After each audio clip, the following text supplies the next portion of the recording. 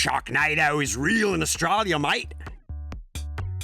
Australia, where one minute you're throwing another shrimp on the barbie, and the next minute sharks are just dropping out of the sky. The awesome power of nature was on full display in Oz this week when Cyclone Debbie battered the country's east coast with winds of up to 114 miles per hour. Even the deep blue sea offered no hiding place from the fierce storm, with some of Australia's famous deadly wildlife getting caught up in it all. It appears the cyclone picked up a 5-foot-long bull shark, then dumped the beast on a road in a rural Queensland town. These photos were posted to Facebook by the local fire service. They warned that even though floods brought by the cyclone were receding, it wasn't safe to go back into the water just yet. So to anyone who ever mocked the Sharknado franchise, we say this: Sharknado isn't bull, it's real, and it happened down under. Of course, there's also the possibility that the shark was washed onto land by floodwaters. Either way, be careful out there, mates! Say no to safe spaces on YouTube. Support TomoNews at patreon.com/TomoNews. Keep watching for more on our fishy friends. Land shark is real! Cops in Florida think something fishy is going on after a 5-foot-long shark showed up dead at Walmart. The jaws-dropping discovery was made last Friday afternoon at this Walmart store in the city of St. Augustine on Florida's northeast coast. It came just hours after another dead shark was found in the driveway of a nearby home. Geez, talk about a fish out of water. The Walmart manager made a snappy call to the cops when she found the shark basking in a shopping cart in the store's parking lot. Initial investigations revealed the shark was put there by a guy who earlier that day had found it sitting on top of his RV. The RV driver told cops he heard a loud bang that morning and then saw the shark on top of the vehicle when he went out to check out the noise. So, as you do, he stuck the shark in a shopping cart and carried on with his business. Maybe he had bigger fish to fry. Okay, I'll stop. The jokes are wearing fin now, and I've probably jumped the shark. Police reviewed surveillance footage of the parking lot, but are still none the wiser about how the shark got there.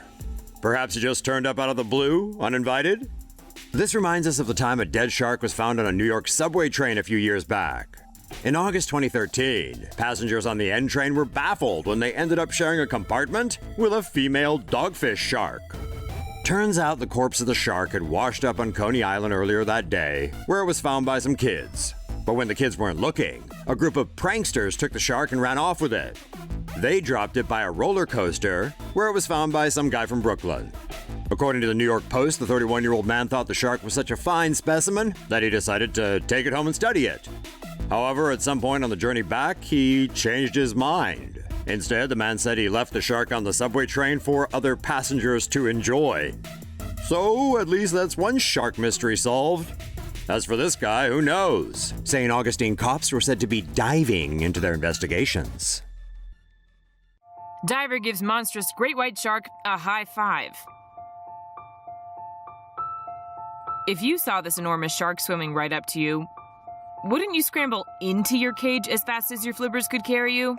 Not this guy. A video that's making the rounds online shows what might be the largest shark ever filmed underwater.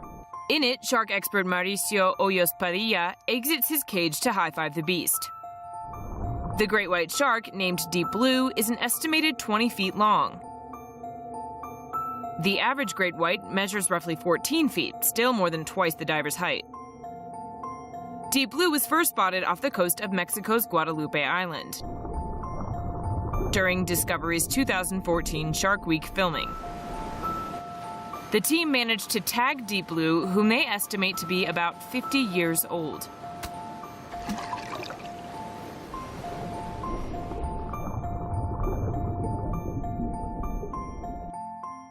The team, which included Mauricio, says the shark was pregnant at the time of filming, meaning she was likely super hungry. Mauricio, you're lucky you've still got that high-fiving hand, and the rest of you. Monster great white shark hooked near South Carolina. A fisherman who routinely catches and releases sharks had the experience of a lifetime after hooking not one but two of the great predators in a single day. After setting off near the Hilton Head coast in South Carolina on Tuesday, Chip Mishalove and his two-person crew hooked a great white shark weighing a whopping 3,000 pounds. But before they could catch the mammoth shark, it spit out the hook and swam away. The disappointed fishermen nearly called it a day, but decided to give it another shot. Another great white soon came biting, this one more modestly sized at 9.5 feet long. After a bit of a struggle, the crew finally caught the fella, put an acoustic tag on him, and sent him on his merry way. Tags typically stay on for 7 years and provide scientists with helpful data to study and protect the majestic predators. All in all, it was a pretty productive day for Mishalove and his crew. Still, the fishermen can't help but pine for the one that got away. Say no to safe spaces on YouTube. Support TomoNews at patreon.com/TomoNews. Badass Texas man fends off bull shark in the Bahamas. Waco, Texas dentist Dr. Steve Cutbirth is recovering from a shark attack that took place while he was vacationing in the Bahamas over the weekend. The 62-year-old was spearfishing with his son-in-law and some local guides when he nabbed a hogfish. However, said fish was also the target of a 6-foot bull shark, which crashed into Cutbirth as he tried to surface. The next thing a dazed Cutbirth saw was the bull shark coming at him, mouth wide open and plenty of teeth showing. Gulp. But where most would piss themselves, Cutbirth managed to strike the beast on the head. Down but not out, the shark came back for more, this time going for Cutbirth's leg. Luckily, he managed to kick it in the head and escape to the surface. To make matters worse, there was no doctor on the island to treat his injuries. But Cutbirth, being a man with plentiful surgical experience, and not to mention balls of steel, guided a local nurse who had never treated a shark bite before through the procedure. He received 30 stitches in total and decided to continue on with his vacation. As for the bull shark, well, Cutbirth doesn't blame it for the attack, telling a local news outlet that the shark was just doing what comes naturally to it. So it doesn't hurt. Great white shark almost bites off more than he can chew.